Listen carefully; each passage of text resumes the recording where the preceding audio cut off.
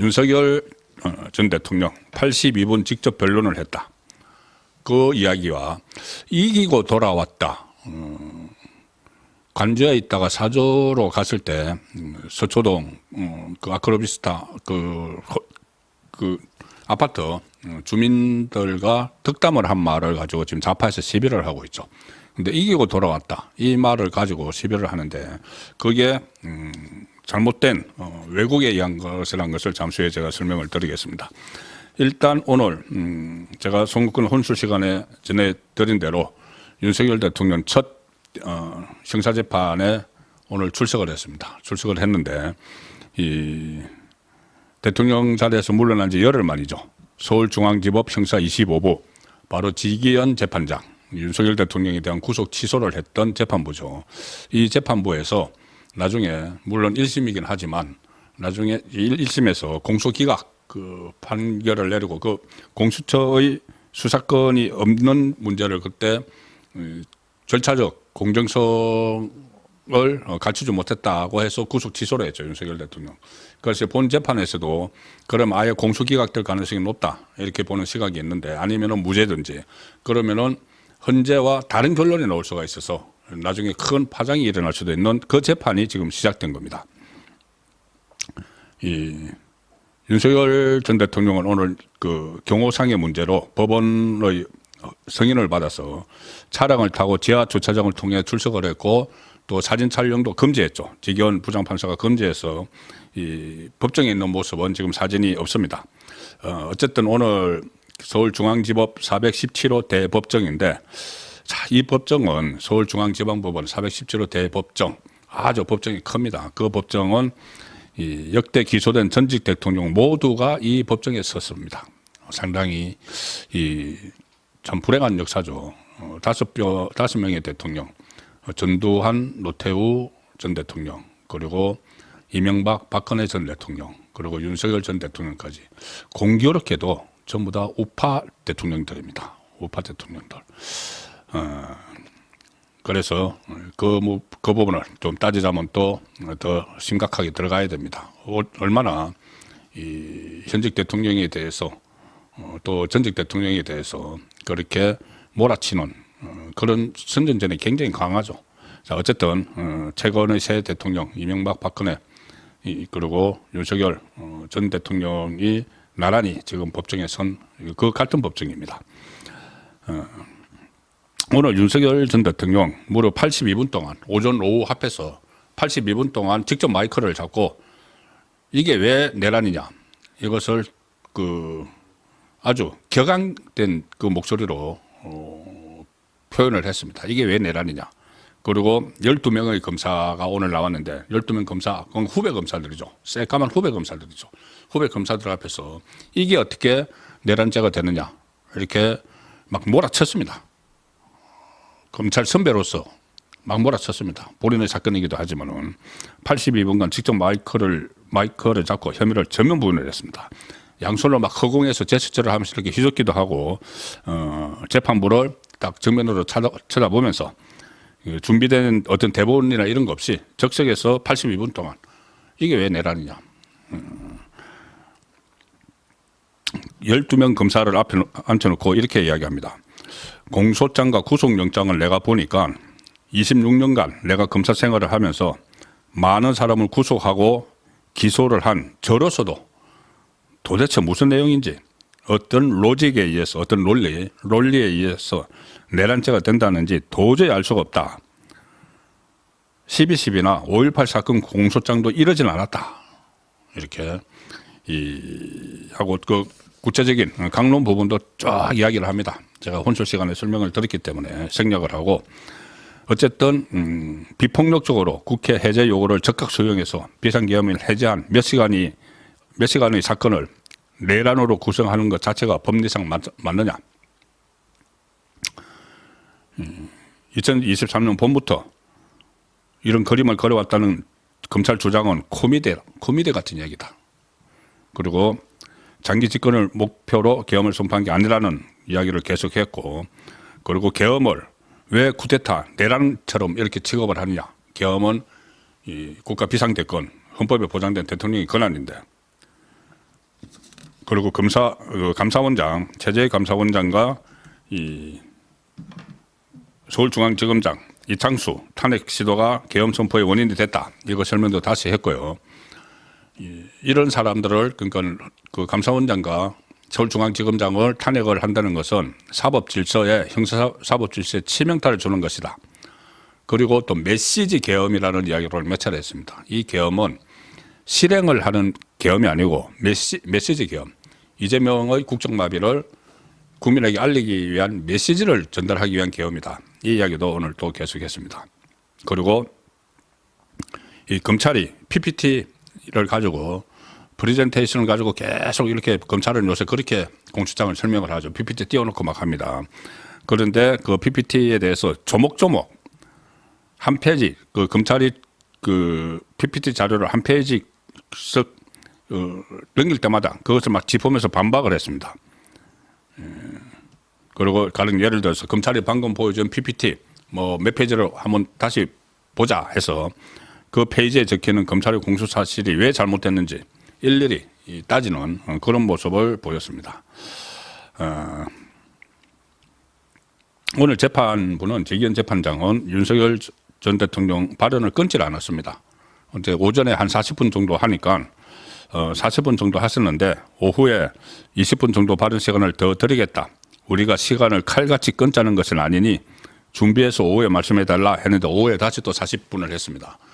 그러니까 이게 그것과 비교되죠. 헌법재판소에서 이 문영배가 3분만 더 이야기하자고 했습니다. 윤석열 대통령, 당신은 현직 대통령이죠. 3분만 더 얘기하자고 했는데 문영배가 안 됩니다. 돌아가십시오. 이렇게 이야기를 했죠. 현직 대통령에게 3분의 발언 기회도 주지 않고 그런 식으로 해서 헌재가 결론을 내렸습니다. 그래서 절차적 정당성 논란이 아직까지도 있는 것이죠. 그런데 지기현 부장판사는 절차적 정당성이 잘못됐다고 해서 윤석열 대통령을 구속 취소해서 석방을 했던 그 재판부가 지금 발언 기회를 무려 82번을 발언 기회를 줬습니다. 자, 이렇게 해야지 이게 방어권이 보장이 되는 것이죠. 예. 이 이야기를 참 저는 참 의미 있다고 들었는데 이 이야기 오후에 나왔던 이야기입니다. 제가 혼술 시간에 전해드리지 못한 이야기인데, 자, 경찰의 국회 봉쇄 문제, 봉쇄와 관련해서 윤석열 전 대통령이 이렇게 이야기합니다. 아니, 봉쇄라는 것은 어느 거점을 장악을 해서 질서를 유지하고 출입자를 통제하는 것을 의미하는 것이지 완전히 차단하는 것이 아니다. 그때 처음에 국회를 봉쇄를 했다고 하는데 완전히 차단한 게 아니고 일단 질서 유지, 일단 장악을 해야지 질서 유지가 되죠. 그 출입자를 통제를 하고. 그래서 국회 출입증 있는 사람은 돌려보냈고 국회의원도 다 들여보냈죠. 자, 그런데 자, 윤석열 전 대통령의 말입니다. 오늘 법정에서 마이크 잡고 한 말. 경찰은 당시 국회 투입 인력을 가지고 국회를 봉쇄할 수 없었다. 초기에 300명 정도가 들어갔고, 그 다음에 그러니까 인원이 초기에 300명, 나중에 1000명이 넘는 인원이 나중에 왔다는데, 그러니까 경찰이 302명, 1000명 넘는, 나중에 1000명이 넘었고, 처음에 이제 300명이 있었다는 이야기죠. 그런데 1000명은 나중에 왔고, 그걸 가지고 국회를 완전히 차단하고 봉쇄하는 건 애초에 불가능한 일이다. 난센스다. 국회가 얼마나 넓습니까? 그거를 다 어떻게 차단하고 봉쇄를 하느냐. 그래서 자, 들어갈 수 있는 사람은 다 들어갔고 엄연히 다 들어갈 수 있는데도, 자, 이 말씀을 들어보십시오. 들어갈 수 있는 사람은 다 들어갔고 엄연히 국회에 다 들어갈 수 있는데도 국회의장과 야당 대표가 사진 찍으면서 국회 담장을 넘어가는 쇼를 했다. 월담 쇼를 했다. 의원식 국회의장, 무슨 뭐 국회의장이 담장을 넘어간다 하면서 뭐 달밤에 이렇게 해서 사진을 찍어서 막 홍보를 하고 있죠.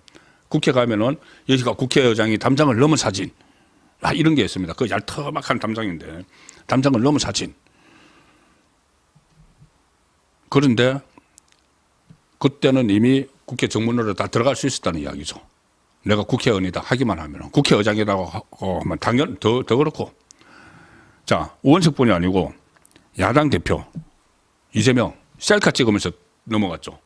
자기가 셀카 찍으면서 그냥 정문으로 들어가면 되는데, 들어갈 수 있는데 셀카 찍으면서 넘어가서, 나중에 이재명은 뭐 넘어가서 무슨 뭐 저기 국회 숲을 속에 숨어 있었다.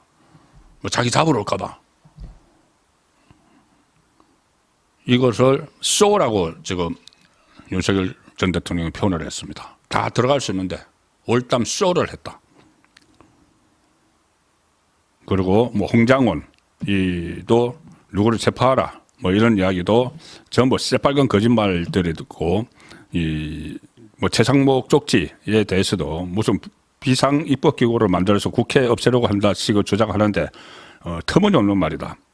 자, 그 일일이 오늘 반박을 했습니다. 그리고 이기고 돌아왔다. 저 발언을 놓고 지금 그 윤석열 전 대통령이 사저로 기가를 해서 주민들이 이제 환영을 나왔죠. 환영을 나왔는데 그것이 나온 말인데 이 말을 가지고 지금 별 이야기들을 다 합니다. 좌파 패널들이 뭘 이기고 돌아왔느냐, 정신승리냐. 오늘 뭐 동아일보 사설 같은 데서도 동아일보든가요. 뭐 사설에서도 저 말을 했다고 이기고 돌아왔다고 했다고 뭐 정신승리 어쩌고 하는데 이거에 제가 그래서 그 상황을 자세히 들어봤습니다.